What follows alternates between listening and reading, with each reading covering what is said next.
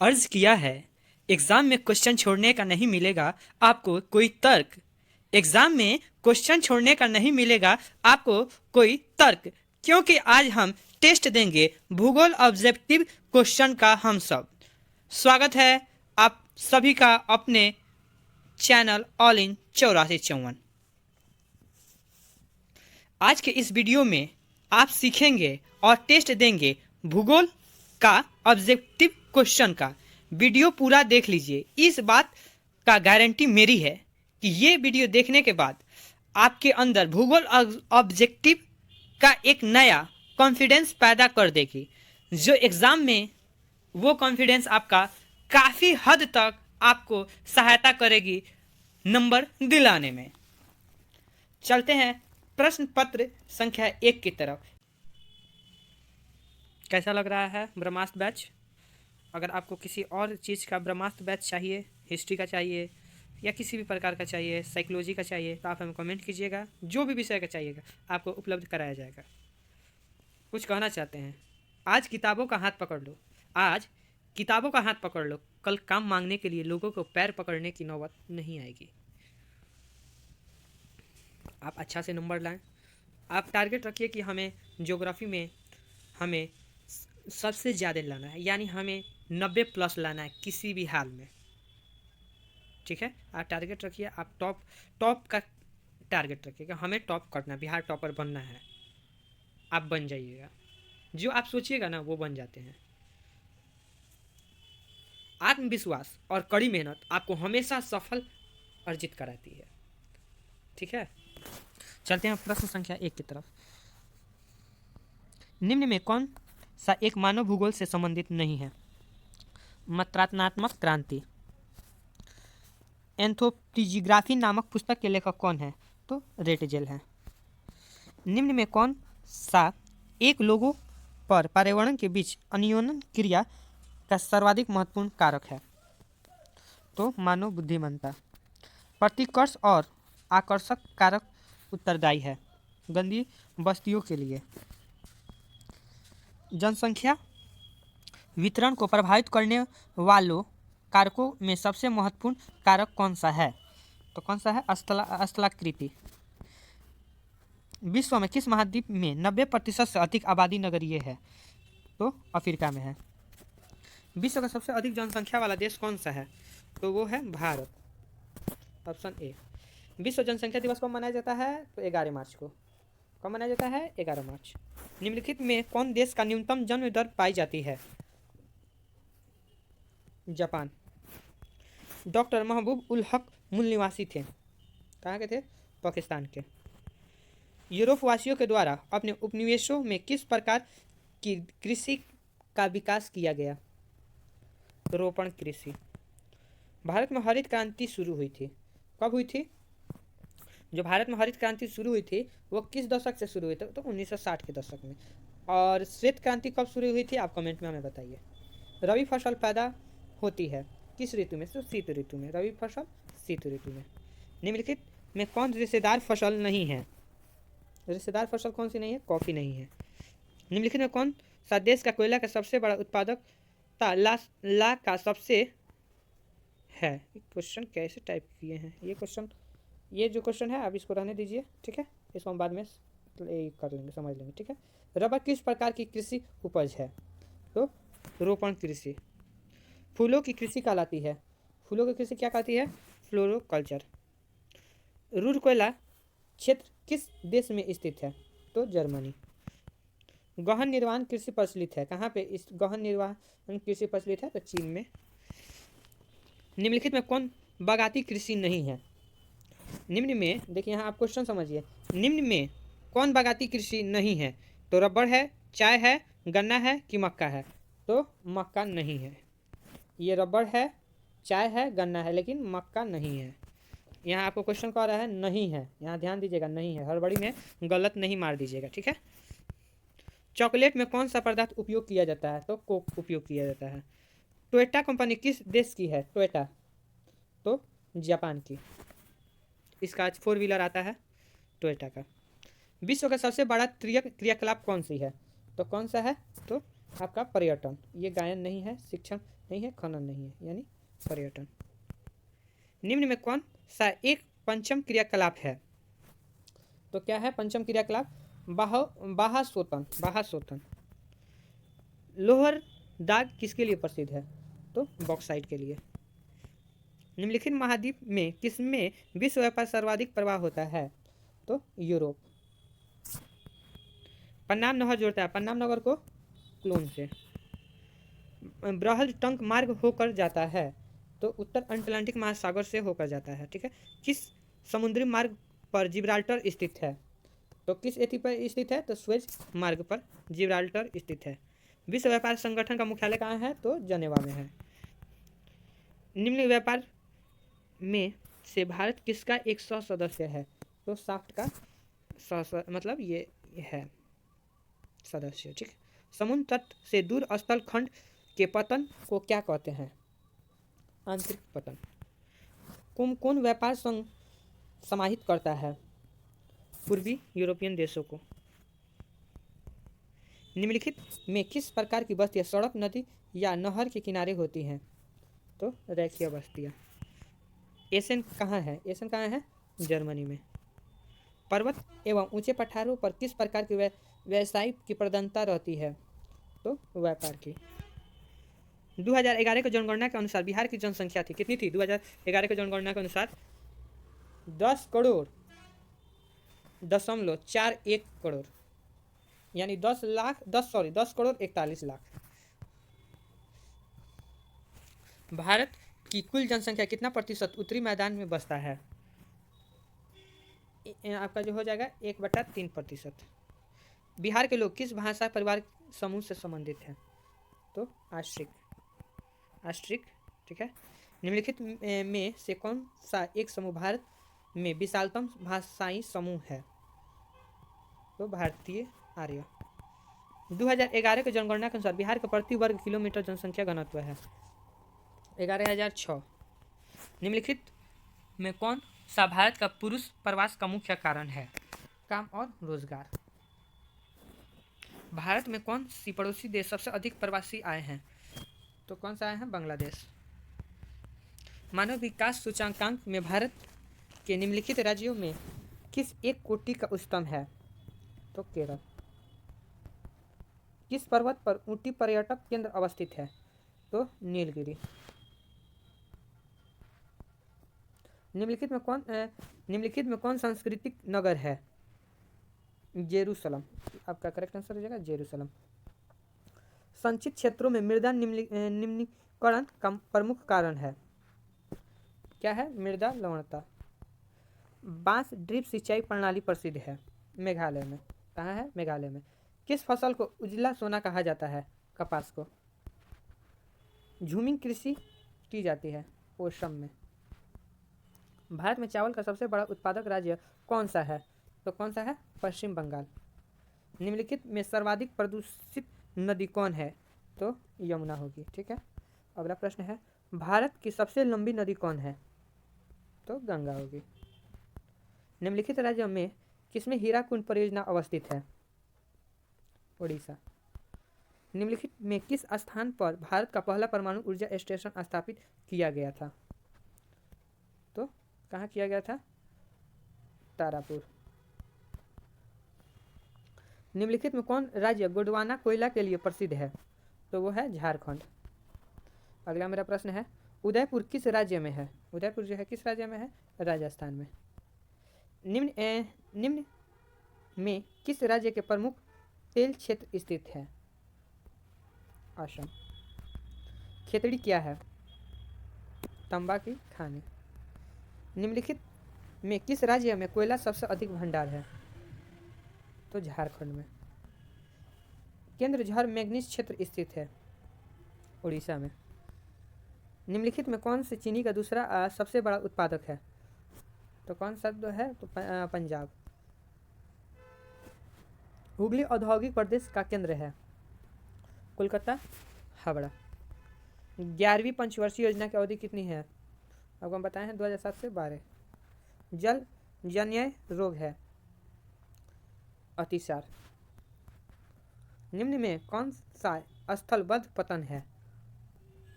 विशाखापट्टनम। मध्य पूर्व रेलवे का मुख्यालय कहाँ है? हाजीपुर।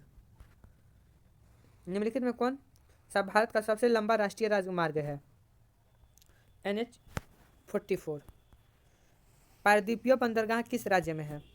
तो वो हो जाएगा उड़ीसा में। मेरा अगला प्रश्न है, किस प्रदूषण के द्वारा सर्वाधिक बीमारियां होती है? इसमें देखिए आपका कौन सा होगा? ध्वनि, जल, मृदा, वायु।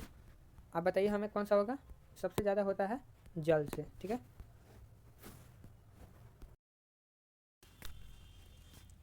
आते हैं अब अगले सेट। मॉडल पेपर ये है।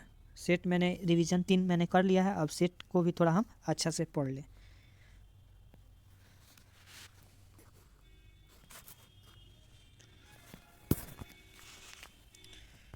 नव निश्चयवाद के प्रवर्तक कौन थे? कौन थे? तो टेलर।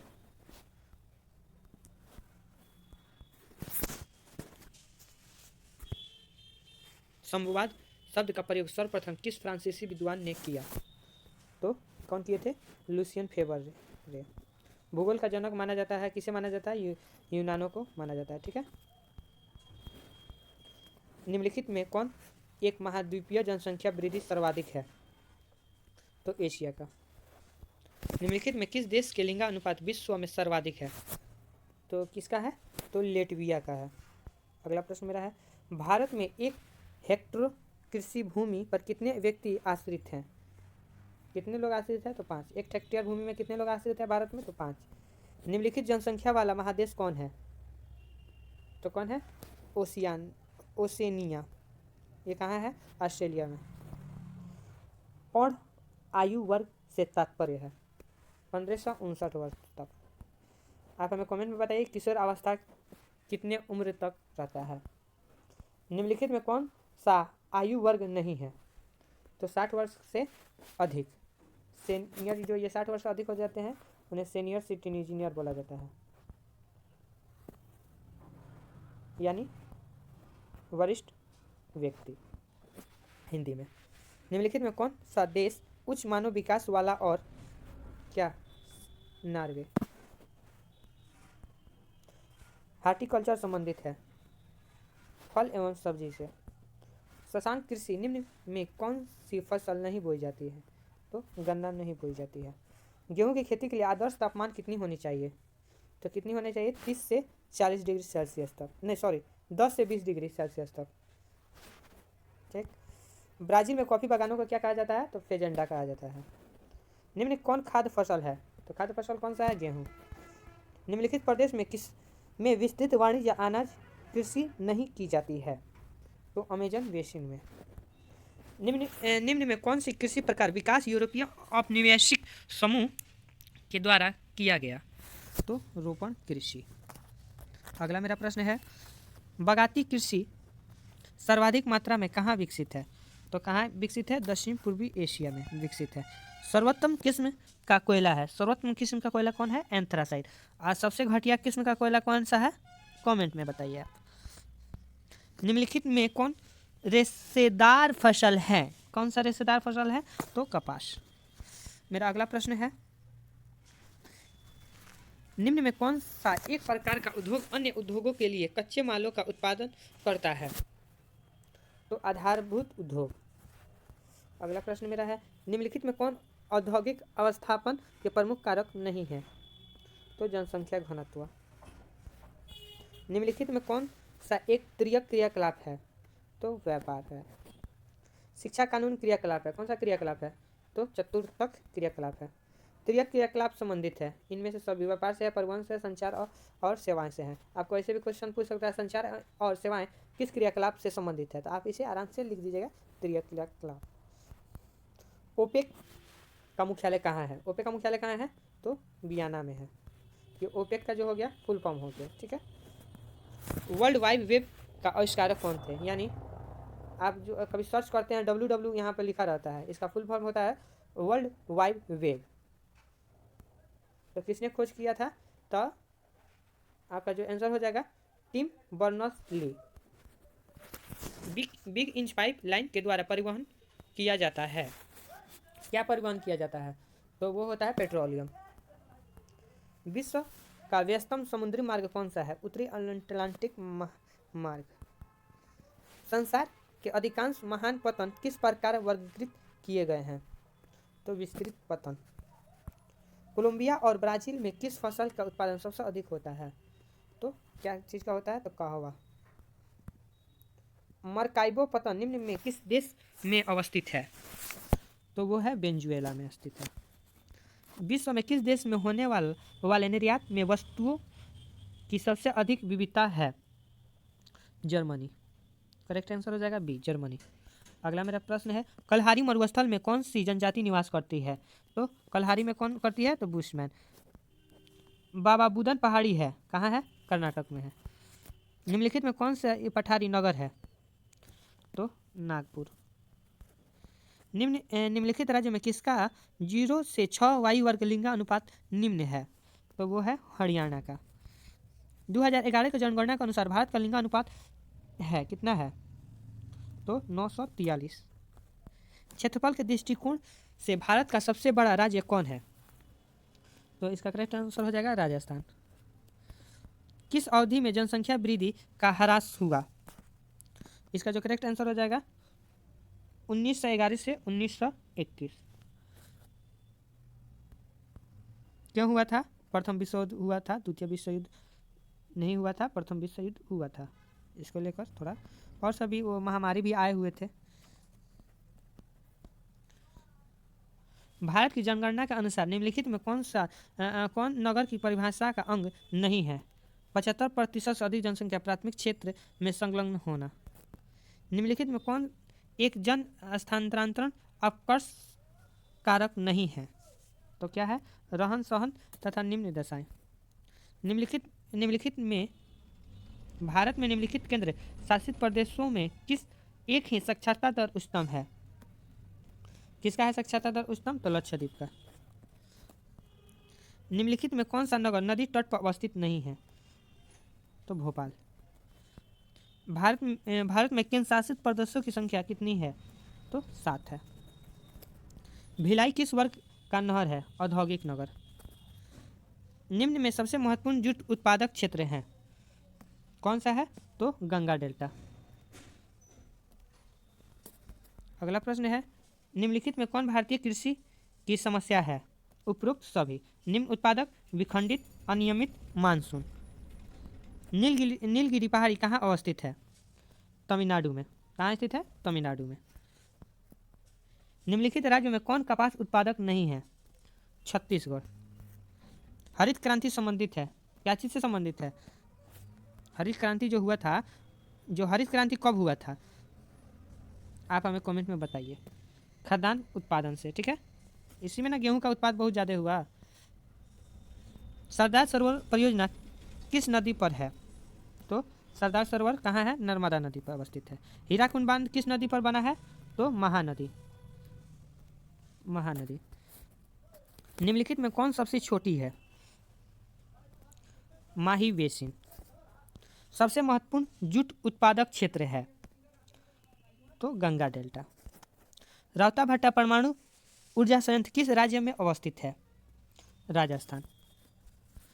निम्नलिखित में कौन एक ऊर्जा का गैर परंपरागत स्रोत है? तो सौर ऊर्जा।